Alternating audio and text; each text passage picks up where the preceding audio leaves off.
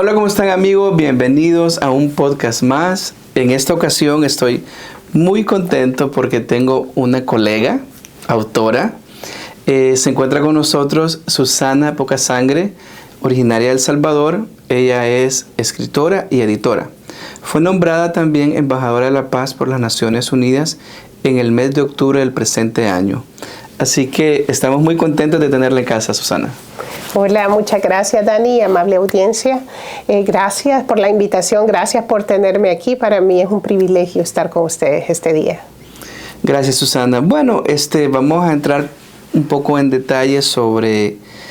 Quiero que nos hable sobre su origen, de dónde viene, digamos, yo sé que ahora reside en Estados Unidos, pero háblenos de su, digamos, cuando estaba pequeña, cuáles eran sus sueños, cómo se miraba en el mundo. Bueno, yo soy originaria de San Salvador, El Salvador. Todos los que somos originarios de El Salvador sabemos que somos hijos de la guerra, por decirlo así de algún modo. Sí. Toda la generación que nació entre los años 80, la década de los 80, pues así fuimos denominados, hijos de la guerra.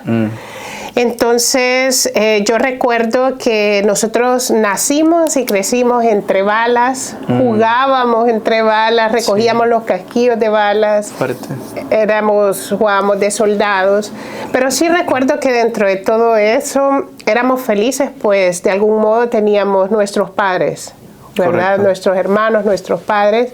Recuerdo que cuando tenía 6 años, a mí me gustaba pintar y dibujar desde pequeña, y yo soñaba que cuando creciera iba a ser pintora.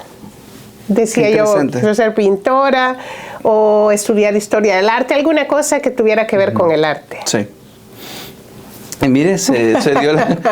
Bueno, yo creo que eso pasa, ¿no? Cuando uno está pequeño. En mi caso, soy de Morazán, y en Morazán no se escuchaba mucho de teatro ni de actuación. Y a mis 10, yo recuerdo, 10, 11 años, me imaginaba esas obras de teatro. Nunca he estado en cine, nunca he estado en nada que tenga que ver con la televisión, pero son cosas que, como usted lo menciona, de niño uno tiene esa imaginación tan grande, y especialmente en situaciones a veces tan difíciles que como que nos tenemos que crear ese mundo bonito, ¿verdad? Porque son tantas experiencias, y la verdad que nuestro país ha sido bien golpeado. Después de la guerra ya vimos todo el tema de la delincuencia, mucha gente tuvo que emigrar a este país. Y bueno, háblanos también de esa experiencia cuando, me imagino que al pasar los años tomó la decisión de venirse para acá. Sí, es que todo comienza, Dani, cuando yo todavía era pequeña y mi mamá y mi papá se separan. Entonces mi mamá decide venirse para acá, para Estados Unidos. Yo tenía 7 años. Bien pequeña, y sufrió ese proceso de separación, ¿no? Tremendo. Entonces yo comprendo perfectamente cuando la gente me habla de ese dolor, de esas heridas emocionales, de que mi mamá se fue o mi papá nos dejó, y uno entiende todas esas heridas. Siempre queda marcado. Queda marcado. La niñez. Entonces sí, eso siento yo de que sí afectó en su momento, pero ahora como adulta entiendo que eso me hizo ser la mujer que soy, ¿verdad? Entonces sucede todo ese proceso y todo. Luego mi mamá emigra y luego regresa, ¿verdad? Al tiempo, y dice, bueno, yo les he arreglado sus papeles si ustedes quisieran irse a vivir a Estados Unidos. Y uno dice, wow, no sé, ¿verdad? Porque todo nuevo, un idioma nuevo, un clima nuevo. ¿Qué edad tenía cuando pasó? Ya estaba grande, ya tenía 19 años. Okay. Ya tenía una vida formada. Ya tenía una vida formada, pero también mi papá y todos pensaban en el futuro, ¿verdad? Claro. En el país tal vez no había tanto futuro. Correcto. Y si quieren irse, mejor váyanse. Entonces tomamos la decisión, mis hermanos y yo, de irnos, ¿verdad? De mudarnos. Sí. Pero llegamos a Nueva York con ese frío tremendo, porque llegamos en enero, sí, había una nieve tremenda, el idioma nuevo. Es un reto para cualquier persona, para cualquier joven, para cualquier persona. Sí. Pero llegamos, por decirlo así. Luego, por cuestiones de la vida, que yo te comentaba antes, Dani, conocí el que ahora es mi esposo. haciendo escala en Miami, nosotros nos conocimos, yo vivía en Nueva York, él en Virginia, tenía que viajar todos los fines de semana, hasta que un día dijo él, bueno, o yo me vengo para Nueva York o te vas para Virginia, porque esto es demasiado, ¿verdad? Sí, sí, sí. Entonces tomamos la decisión de vivir juntos. Ok. Entonces se casa, siente que, bueno, las cosas están bien en su vida. ¿Qué pasa después? Entonces sucede que cuando yo me mudo para Maryland, otra vez enfrentándome a ese proceso de no conocer a nadie, de como comenzar de cero. Otra vez. Entonces recuerdo cuando me mudé, gracias a Dios encontré trabajo rápido, porque en ese entonces yo era estilista.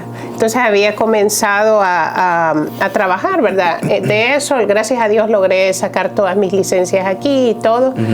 Entonces digo yo, bueno, comienzo a trabajar como cualquier joven, ¿verdad? Normal, que empieza su vida, que tiene sueños, que quiere comprarse un carro, como cualquier joven. Sí.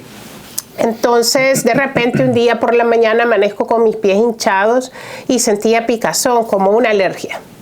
Entonces yo dije, bueno, quizás por lo que paso parada, no sé, cualquier cosa puede ser. Pero luego empecé con fiebres, empecé con un montón de problemas y me dice mi novio en ese entonces, que luego nos casamos, no, vamos para la emergencia, vamos al hospital. En el hospital me dan medicina para calmar el dolor, pero me regresan a la casa. Pero los síntomas seguían empeorando.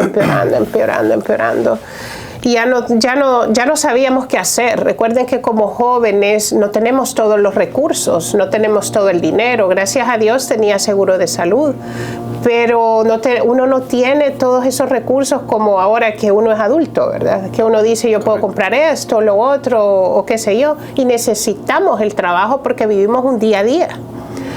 Entonces comenzamos a ir de hospital en hospital hasta que hubo un hospital en Baltimore que dijeron, tenemos un diagnóstico.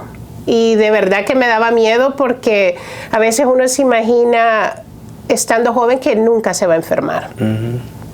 Entonces me hicieron unas biopsias, unos estudios y dicen, bueno, usted lo que tiene es Short-Strauss vasculitis, que es una enfermedad autoinmune que ataca a una persona en 1 millón. Solo imagínense, yo tenía 26 años. Estaba en lo mejor que yo decía, podemos ir al cine, podíamos ir a bailar, a cualquier cosa. Y me diagnostican con algo tan severo donde antes no teníamos aquel acceso a los smartphones y todo, decir a Google y voy a buscar, ¿verdad? Pero si ahora ustedes lo buscan en Google, es una enfermedad devastadora. Es una enfermedad que el diagnóstico es de 1 a 5 años de vida. Fuerte. Entonces me preguntaba yo qué es lo que íbamos a hacer. Era tan incierto nuestro futuro en todos los sentidos, estando lejos de nuestra familia en un país desconocido. Correcto. Entonces comienza nuestra búsqueda de los especialistas, nuestra búsqueda por la salud. Me mandan a mí para hacer un proceso de 6 meses de quimioterapia al Instituto del Cáncer en Washington. Es terrible, o sea, ¿qué les puedo decir? Los efectos secundarios de la quimioterapia son devastadores. Entonces yo le pedí a Dios y le decía, como joven al inicio del diagnóstico y de todos, le reclamé a Dios, porque soy un ser humano, ¿no? Fuerte. Entonces le decía, Dios mío, ¿qué quieres de mí? Porque no entiendo esto, ¿por qué me pasa esto a mí? En el proceso fui comprendiendo que sí había un propósito, pero mientras tanto al inicio sí fue una resistencia que uno pone fuerte, dura. Y me preguntaba cómo íbamos a hacer con los gastos, porque pagábamos, ¿verdad? Nuestro alquiler, pagábamos esto, lo otro, y cómo íbamos a hacer si en realidad yo no estaba produciendo. Y Dios fue tan lindo que Él nos fue proveyendo de todo, en lo económico, en la salud, en todo. Lo triste fue, Dani, cuando cumple el proceso de los 6 meses de la quimioterapia, ya mi pelo había empezado a perder mi cabello, perdí muchísimo peso. Los efectos secundarios de la quimioterapia eran vómitos, era diarrea, malestar, o sea, terrible. Oh. Esa noche vamos para la casa con mi hermano, que él es el que me llevaba y me traía. Empecé a sentirme mal, me dolía mi cabeza y sentí una presión en el ojo fuertísima. Cuando despierto, estoy en el hospital estoy con un montón de aparatos, estoy con un montón de cosas y mi primera reacción es decir, ¿qué pasó? ¿Dónde estoy? Sí. ¿O qué me pasó? ¿Dónde estoy? Y sí recuerdo como yo siempre me daba la vuelta para dormir de lado, cuando me hice de lado, al lado izquierdo, que a este lado fue el derrame cerebral, sentí algo que sonaba y le digo a mi hermano, ¿qué es esto? Y me dice, tenemos que hablar, hay algo que necesitamos explicarte. Y le digo, ¿qué pasó? Y me dice, lo que pasa es que el día que terminaste las quimioterapias, nos fuimos a la casa, te dio un fuerte dolor de cabeza, quedaste inconsciente, te llevamos al hospital de emergencia y sufriste un derrame cerebral. Ya esas son palabras mayores. Y me dice, había un coágulo que estaba obstruyendo la arteria del cerebro y había que removerla. Era una operación de sí o sí. Porque o moría teniendo el derrame cerebral o podía morir en el medio de la intervención quirúrgica. Entonces, quitaron el coágulo y yo perdí todas las funciones de mi cuerpo. Yo no podía caminar, yo no podía sostener una cuchara, no podía hacer absolutamente nada. Era peor que un bebé, o sea, peor que un bebé. Sí. Y me preguntaba en ese momento, lloraba mucho y le preguntaba a Dios qué quería de mí, porque fue tan doloroso para mí que me dice mi hermano, se te hizo la operación y quedaste en coma 8 días, no reaccionabas. Y hay mucha gente que me pregunta qué es estar en coma y mi respuesta es como si usted tiene un sueño pesadísimo, donde usted quisiera abrir los ojos pero no puede. Y cuando finalmente se abren está todo tan borroso y no es como estar en una dimensión desconocida, la verdad. Sí recuerdo el choque tan fuerte. El aceptar esa realidad me llevó tiempo. Ya pues sí, aparte de las quimios, me tuvieron que quitar todo el pelo de la cabeza por la operación. Entonces le decía yo a mi hermano, no quiero verme al espejo todo este tiempo. Yo no quiero, me daba miedo. Sí, normal. Entonces hablaba con Dios y le decía a Dios, ¿qué es lo que quieres de mí, Señor? Porque me tengo que abandonar en ti, ya no sé, pues, ya no sé qué es lo que va a pasar, no sé qué sigue. Y llega el médico y me dice, bueno, debido al derrame y todo, perdió todas sus funciones, vamos a ir un año interna en el hospital de rehabilitación en Washington, D.C., donde va a recibir 6 horas de fisioterapia diarias. Me dijo, no sabemos si va a volver a caminar, porque el daño a los nervios es muy grande, a los nervios de las piernas, de las extremidades, porque el short Strauss hace que los vasos sanguíneos se exploten, se expandan y se exploten. Entonces puede dañar las extremidades, puede dañar los órganos principales, el cerebro, los pulmones, el corazón. Entonces sí recuerdo que me dijo el médico, tienes que comprar una silla de ruedas porque en realidad no sabemos si va a volver a caminar. Y sí, lloré mucho, pero le dije a Dios, yo sé, Señor, que tú puedes sanarme. Y le pregunté que si la silla la podíamos alquilar por el año porque yo tenía la certeza que yo iba a volver a caminar. Y Dios en su bondad pues me concedió eso después de trabajar duro todo ese año en las fisioterapias. Y desde ahí comienza mi historia. Bueno, y algo que me comentó fuera de cámara que me impactó bastante durante ese año que Susana estaba en terapia, no podía quedarse alguien con ella.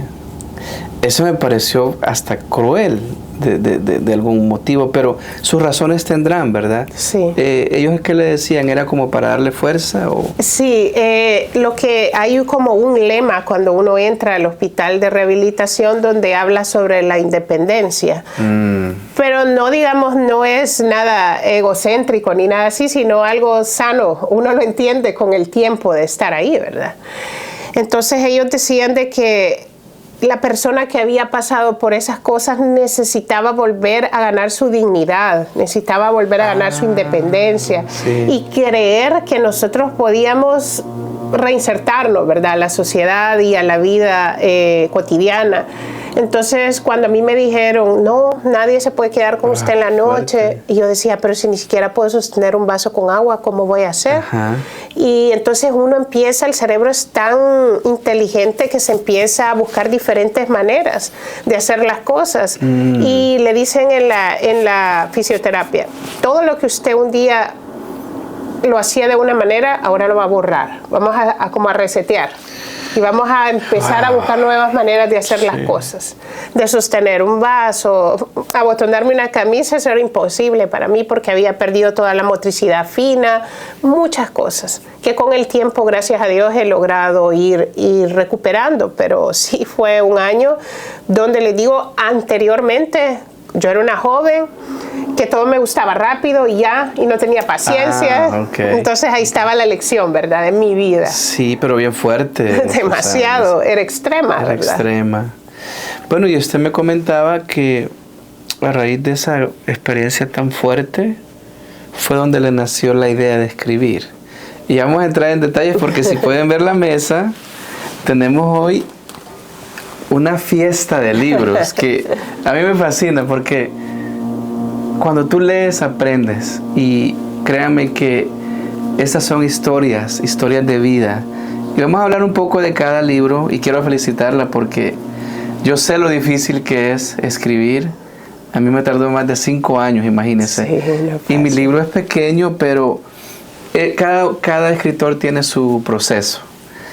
Este que vamos a hablar primero, el cual todos me parecen interesantes, pero el título, es Sanando heridas en noviembre, venciendo ciclos negativos y transformándolos en bendición.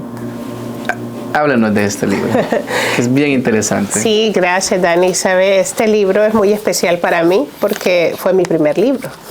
Lo escribí en tiempo de pandemia. Wow.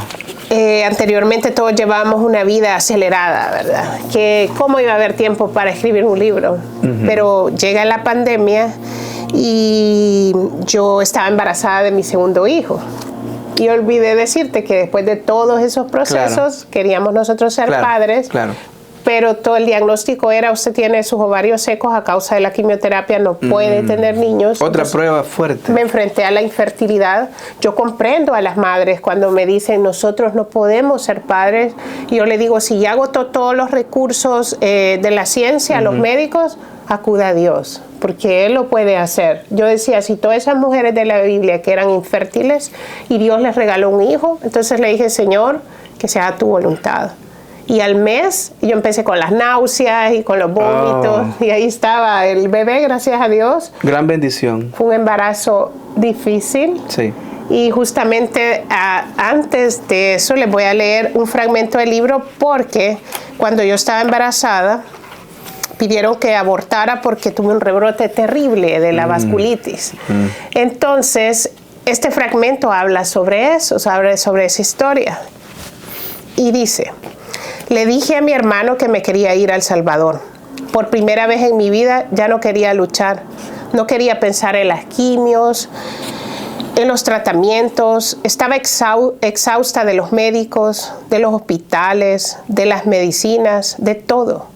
Muchos pueden pensar que era una cobarde, pero si alguna vez hubiesen experimentado mis dolores a causa de la vasculitis, dolores que solo podían ser calmados con morfina, pues no sé qué pensarían. A veces me agarraba de la fe, el dolor humano me vencía. Mi idea era regresar a mi país, rodearme de mi familia, acostarme la noche abrazada de mi hijo, darle un beso y un abrazo y decirle que lo amaba, que su mamá había luchado, pero que la enfermedad me había vencido. Mi hermano me compró un vuelo en primera clase, pero Dios en su sabiduría no quería eso para mí. Quería que yo me abandonase completamente en Él y que tuviera fe. Entonces les leo esto porque cuando tuve ese rebrote yo pensé, hoy sí me voy a morir, ya no tenía fuerzas. La vasculitis había atacado mi cuerpo de un modo increíble.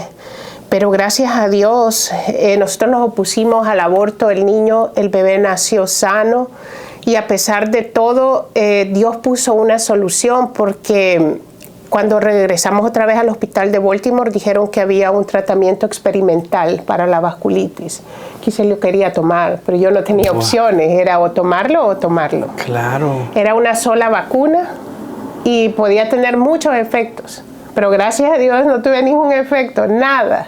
Yo con toda la fe del mundo le dije a Dios, en tus manos está mi vida, hoy tengo un hijo por el cual yo tengo que luchar, y si es tu voluntad, Señor, dame vida. Y yo te lo prometo, Señor, que con estas manos te voy a ayudar a todas las personas que lo necesiten y no me voy a cansar de dar mi testimonio a quienes lo necesitan delante de quien sea.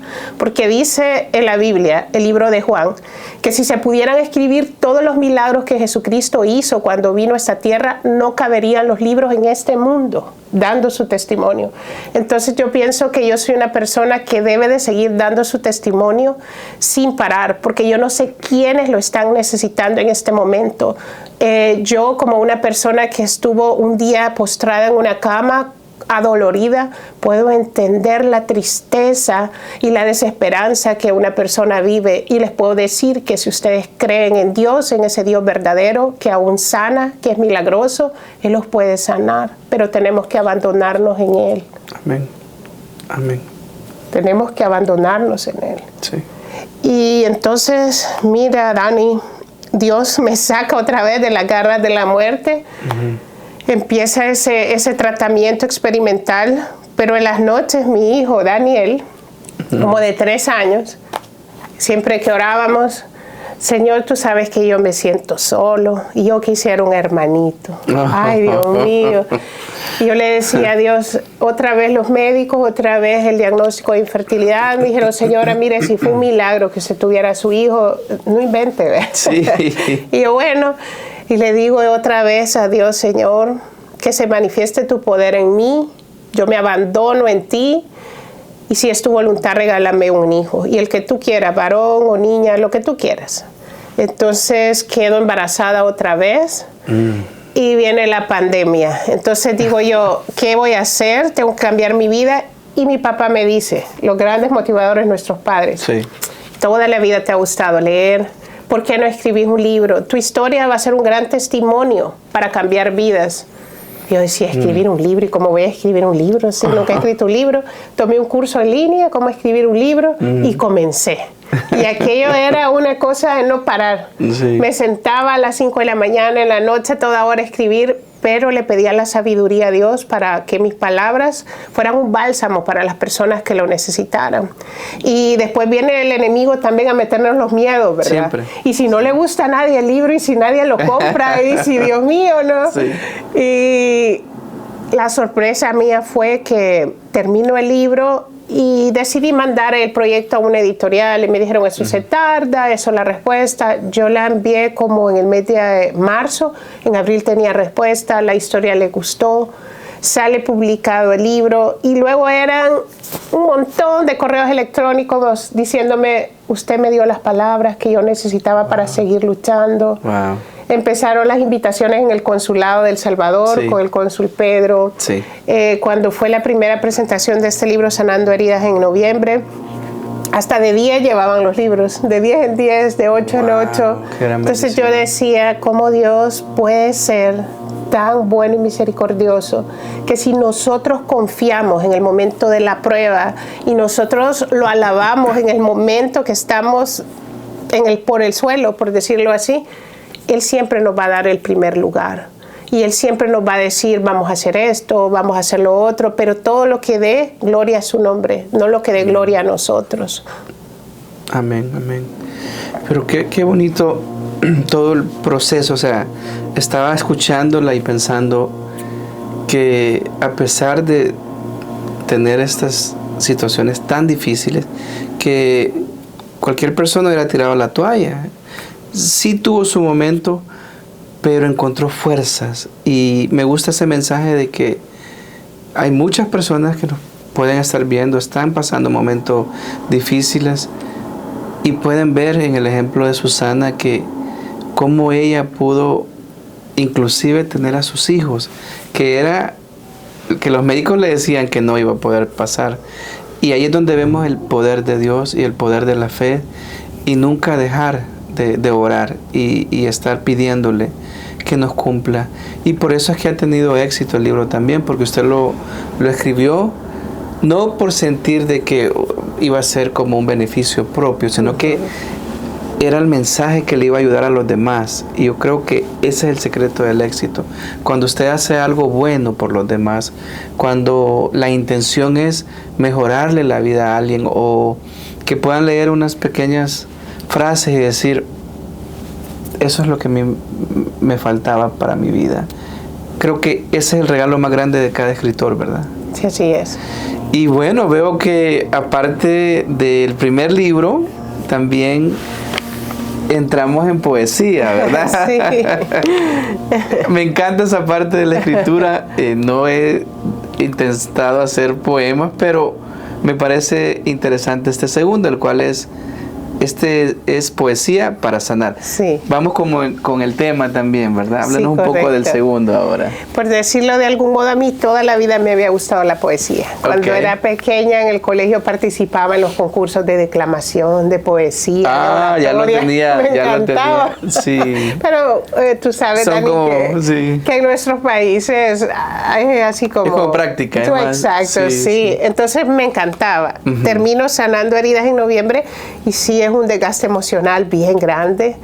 Y un día a mí me gusta caminar por mi casa, en las tardes saco a pasear mi perrito y había un atardecer precioso. Entonces dije yo, si tanto que me han gustado toda la vida los poemas, ¿por qué no escribo un poemario? Y me decía una señora del condado de Montgomery, pero hágalo bilingüe, porque ahora todos somos bilingües, es nuestra realidad. Tiene bastante lógica.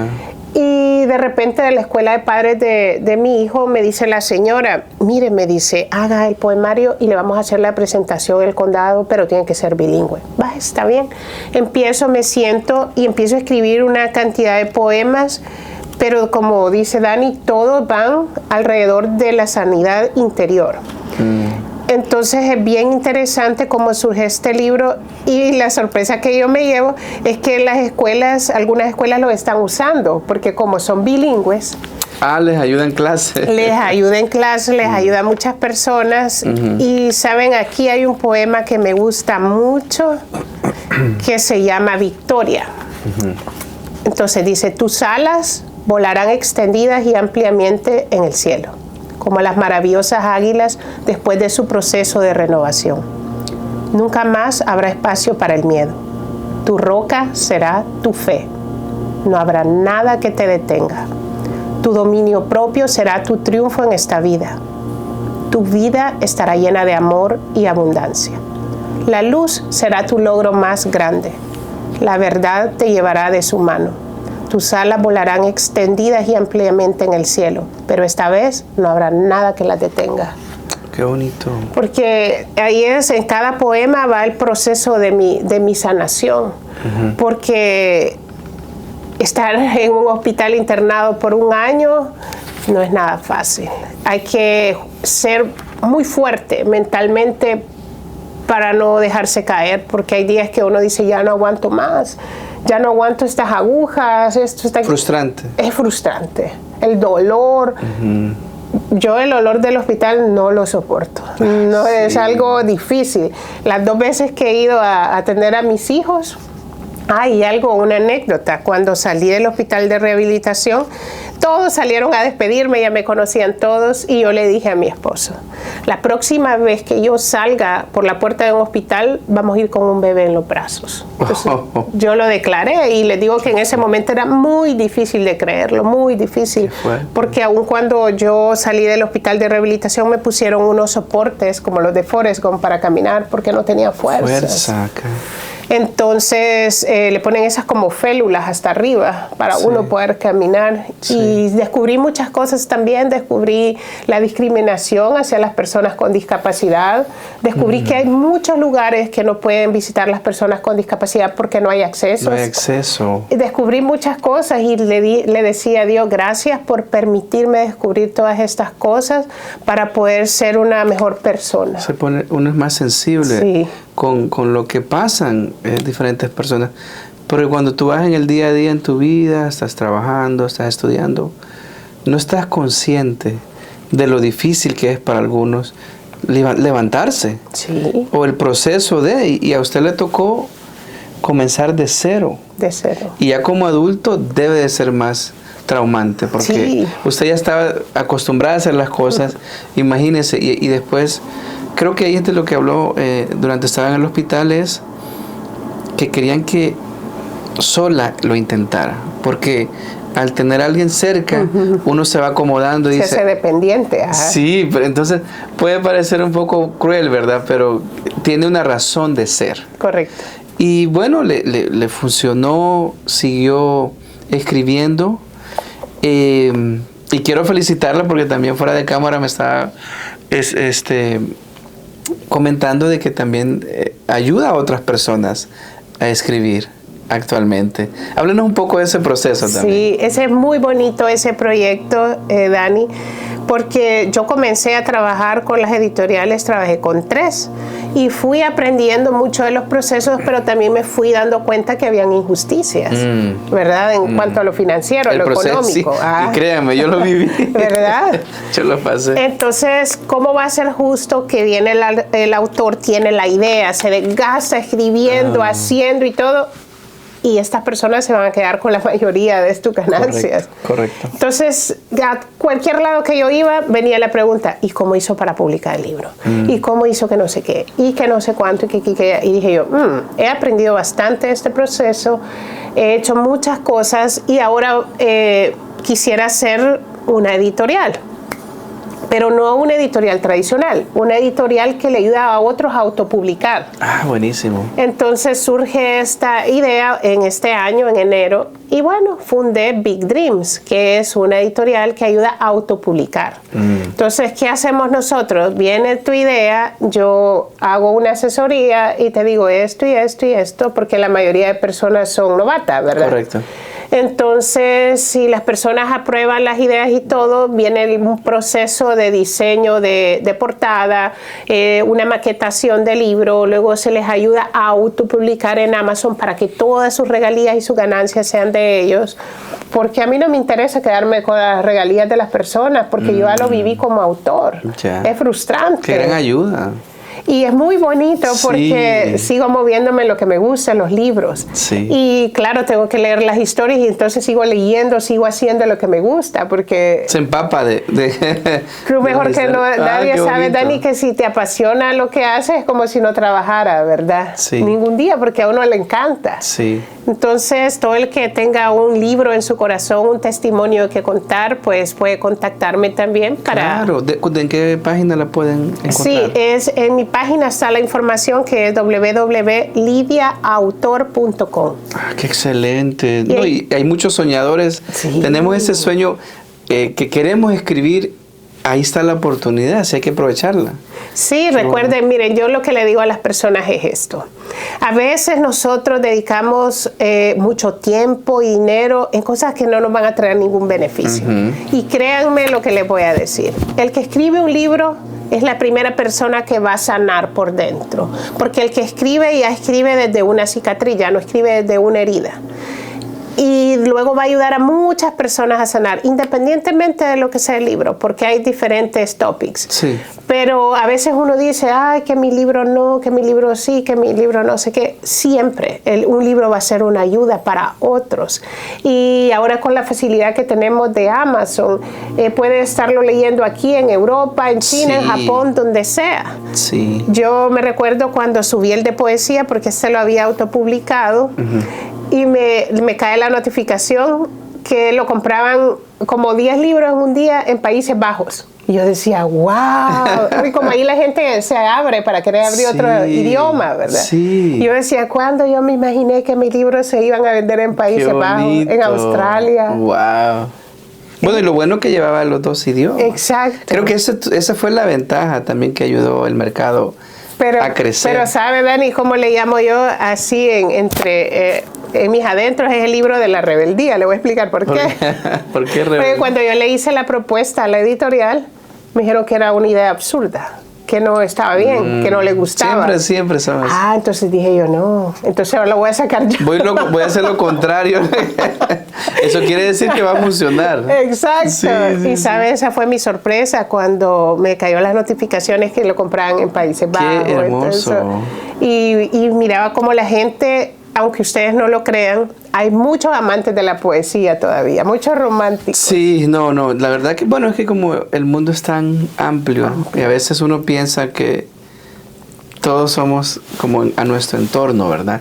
Pero hay mucha gente que todavía le encanta la poesía. Sí. Así que felicidades. Gracias, Vamos Dani. a seguir con el tercero, que ahora ya cambiamos ya. Sí, completamente. Porque no hay que olvidar a los niños, ¿verdad? Y este está bien interesante. Se llama Me gusta cuando, I like it when. Ahí nos puede mostrar. Este libro bilingüe también surge de la idea de mi hijo. Dice, mamá, siempre estás escribiendo libros para gente grande, ¿y por qué no hacemos un libro para niños? Y yo le digo, ok, ¿y de qué lo quieres hacer? Y no me dice explícitamente, porque tiene 8 años, algo sobre las emociones, pero me dice, mamá, a mí me gusta, así comienza el libro, me gusta cuando me escuchas, me gusta cuando vemos películas juntos, me gusta cuando cocinamos juntos, me gusta cuando limpiamos juntos. Y yo le digo, Dani, pero ese es un libro lo que me estás diciendo. Y me dice, lo que pasa es que los adultos siempre están rápidos y están ocupados y no tienen tiempo para nosotros. Y yo dije, wow, qué lección me está dando mi hijo, ¿verdad? Sí. Entonces surge el libro de pandas, porque a él le encantan los pandas. Y me dice, mamá, vamos a ir poniendo todo lo que nos gusta hacer juntos. Y el libro tiene unas ilustraciones muy bonitas de pandas, la mamá panda y el bebé panda. Y es bien increíble cómo con este libro empezamos a entrar a otros mercados que jamás me imaginé. Entonces, a veces lo leen en la primera biblioteca que lo leyeron fue en Manassas. Y llegan todos los niños, llegan niños de toda, ¿verdad? De todas las nacionalidades. Y más que todos los asiáticos se interesan en querer aprender español. Sí, increíble. Sí. Entonces le agradezco a Dios porque nos abrió también esta puerta. Y es bien bonito porque mi papá no habla inglés. Y cuando visita a mi hijo, le dice, abuelo, vamos a hacer algo. Tú lees en inglés y yo te voy corrigiendo y yo voy a leer en español y tú me corriges. Y entonces es tan bonito la conexión. La conexión. Y uno no dimensiona lo que puede suceder con un libro. No, tú creas algo, pero no sabes todas las consecuencias que va a tener. Exacto. Y qué bonito, eso nunca me hubiera imaginado, ¿no? De que un niño y un abuelo están leyendo juntos. Es increíble. Y sabe otra cosa, Dani. Hay padres de familia de la escuela de mi hijo y todo, y me dice, ¿sabe que con su libro? Me dice, como yo no sé cómo hablarle a mi hijo y como yo no sé mucho inglés, entonces yo le leo, dice, en inglés y él me va viendo en español y le voy diciendo de algún modo, porque así se llama esa, la biblioterapia. Cuando nosotros queremos hablar de algo que no sabemos, agarramos un libro y habla de las emociones y empieza a decirle, hijo, yo te amo, hijo, me gusta estar contigo, me gusta hacer esto junto y lo otro. Y me dice, su libro para nosotros es un gran tesoro. Para mí es tan bonito cuando la gente se me acerca. A veces estoy comprando por ahí o algo y la gente me dice, ¿verdad que usted es la que escribe los libros? ¿Verdad? Entonces le digo ya son varios. Ya no puedo salir despeinada, le digo en la calle. No, y es como le comentaba al principio, escribir no es fácil. A veces la gente piensa, no, te sentás y pones lo que quieras. No, también hay que organizar, hay que tener que el pensamiento vaya en continuidad. Porque completas un capítulo, pero ¿de qué vas a seguir hablando? O sea, son varias cosas que tienes que hacer y imagínese, ha escrito varios, diría yo que en un periodo corto, ¿no? Sí. No ha sido tanto. No ha sido tanto, sí. Pero, ¿cómo hace para hacer todo eso? Porque toma su tiempo. Sí, toma su tiempo y ustedes sabemos el trajín que hay en este país, ¿verdad? Tantas cosas, sí. Miren, yo les soy honesta, yo todos mis sueños y mis proyectos se los encomiendo a Dios y le digo, Dios, a veces siento que no tengo tiempo, a veces me siento abrumada, pero le digo, Señor, te ofrezco este día, ayúdame. Y a veces me levanto más temprano, me acuesto más noche, pero siempre guardo un momento para escribir o para tener una idea. Y siento que Dios me va dando el tiempo, porque no es fácil ser madre, ser profesional. Eso le digo.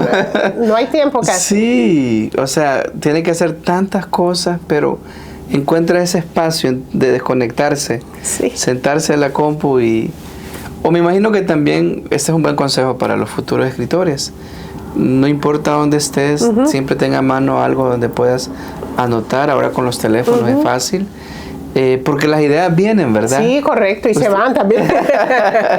Sí, los grandes escritores yo he notado que anotaban, o los inventores, los grandes inventores como Einstein y todos estos personajes, dicen que andaban siempre su papelito, un cuadernito y anotaban. Porque en cualquier momento usted pone todo junto. Sí. Y creo que, como decía, la tecnología nos da la oportunidad de hacerlo. Y a mí me hubiera encantado haberla conocido cuando comencé con el libro, porque me hubiera ahorrado bastantes dolores de cabeza. Pero es un proceso muy lindo. Sí. Un aprendizaje, pero lindo. Es lindo, y la verdad que escribir te llena el alma. Así como usted lo dijo en algún momento, también te está curando. Y por eso dejé el último libro. Bueno, de hecho ese es el proceso que tenemos, el orden, ¿verdad?, de los que he escrito, pero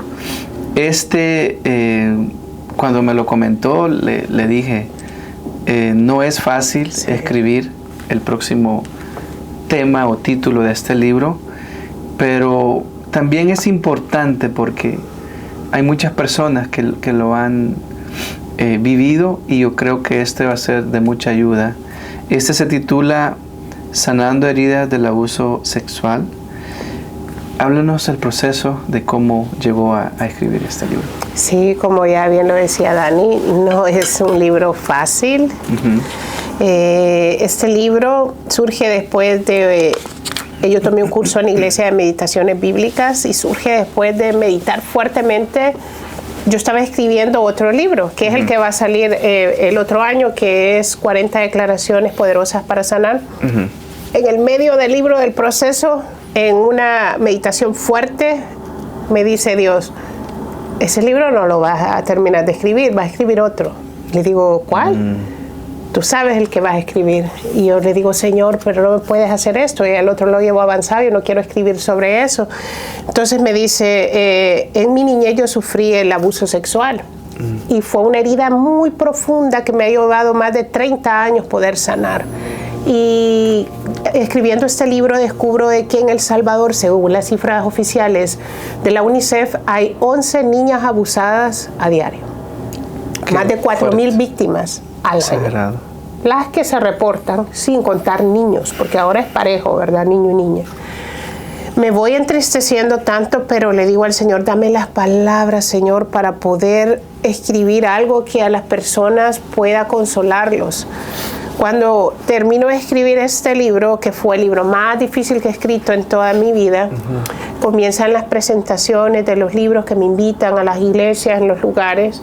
Me voy dando cuenta que hay una cantidad de mujeres que han sido abusadas lastimosamente por sus familiares, porque eso es lo que hablábamos, de que la estadística dice que dentro del núcleo familiar es donde se encuentra la mayoría de los casos el abusador. Me voy dando cuenta de todas estas cosas. Entonces entendí el propósito que tenía este libro, pero más sorpresa fue para mí cuando un día me dice mi mentora, una señora de la iglesia, usted ha sido nominada, me dice, como embajadora por la paz de las Naciones Unidas. Y decía, eso es una de las películas, lo he visto. Sí. Entonces me llama a una reunión de Zoom, me dice, usted ha sido nominada por el aporte que tienen sus libros, por la sanación que lleva a las personas sus libros. Y yo decía, todo el sacrificio, todo lo que uno deja y hace, porque tú lo entiendes bien, ¿verdad, Dani? Sí. Todos los desvelos, todas las madrugadas, tiene sentido, porque está ayudando a las personas a liberarse, está ayudando a las personas a sanar. Cuando me llaman que vamos a ir, iba a ser la ceremonia de los nominados, pero no decía que iba a ser los ganadores, no se sabía. Nos llaman al Washington Times el 19 de octubre Yo de verdad les digo que cuando primero leían la biografía del que iba a ser reconocido y le daban su reconocimiento, a mí me dieron ganas de llorar, porque uno dice, todo el sacrificio empieza, ¿verdad? Susana Pocasangro, originaria de El Salvador, sobreviviente a la guerra civil, sobreviviente al abuso sexual, sobreviviente a una enfermedad autoinmune, que ahora dedica su vida a sanar por medio de sus libros, todo. De verdad, el corazón se le estruja a uno y se le hace pequeño, porque uno dice, cómo Dios siempre, si hacemos las cosas correctamente, Él nos da el primer lugar. Porque todos los que van como embajadores por la paz son grandes deportistas, personalidades, cosas, y a veces uno dice, verdad, no, quizás no puedo estar yo ahí, pero Dios nos dice, no, tenía tú tienes que estar ahí. Exacto. Entonces sí les digo que para mí como salvadoreña que reside en el exterior es un orgullo. Porque si bien es cierto, ya tengo como 20 años de vivir aquí en este país, que yo le agradezco mucho las oportunidades, El Salvador nunca sale de nosotros. Sí, es verdad. Lo tenemos aquí adentro y todo lo que pueda llevar orgullo a nuestra patria, pues bienvenido, porque ahí en las Naciones Unidas el concepto que tienen de nosotros es la guerra. Sí. La guerra, la delincuencia. La delincuencia. Entonces borrar ese concepto va a depender de cada uno de nosotros. Totalmente. No es de los gobernantes, no, es de cada uno de nosotros. Poner nuestra parte. Exacto. Pero también es difícil porque decirlo, ¿no? Pero lo que comenzamos en el podcast que decíamos, somos un pueblo que ha sufrido y esas, de cierto modo, aunque no queramos, son como los resultados de todos esos traumas que hemos vivido, porque como dice, imagínense una infancia en la cual tienes que esconderte debajo de la cama porque hay balas, hay enfrentamientos entre la guerrilla y la fuerza armada. Entonces, aunque no parezca, tú llevas esos traumas en tu ser, y cuando llegas a ser adulto tienes que comprender. Y yo le digo siempre a la gente, mire, vaya al psicólogo, tome unas sesiones. Ese tabú que tenemos de que si vas al psicólogo eres loco es mentira. O sea, eso existe en nuestra cultura. Correcto. Y imagínense, después de eso viene el tema de la violencia, los altos índices de criminalidad. Yo recuerdo estando en Estados Unidos, me daba una tristeza ver las noticias o el periódico, o siempre era de que amaneció un muerto acá, otro muerto acá. O sea, ver un muerto era el día a día de nuestro país. Y una sociedad que crece bajo todo eso casi llega a normalizarlo, ¿no? Como que, qué raro, hoy no hubieron tantos muertos. Era horrible. Y algo que a mí de verdad me pareció bastante impactante cuando sucedió lo de el bus que incendiaron en alguna zona de San Salvador. Eso fue, al ver los videos ahora, impactante. Entonces imagínense, luego de todo esto, como que la gente ya pierde la esperanza, ¿no?